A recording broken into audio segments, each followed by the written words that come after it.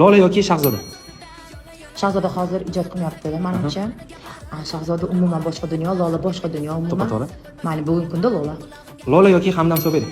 Bugungi kunda trendda albatta Hamdam Sobirov. Hamdam Sobirov yoki Jahongir Poziljonov? Jahongir aka sizni juda ham yaxshi ko'raman, hurmat qilaman, mani akamsiz. Lekin Hamdam Sobirov. Hamdam Sobirov yoki Jahongir Otajonov?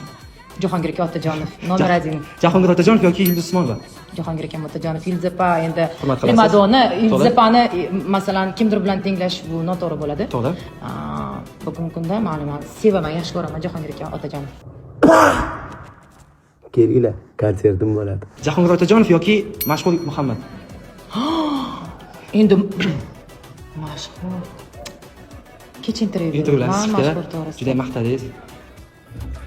Bo'pti, mashhur. Mashhur Muhammad yoki Tohir Sodiqov?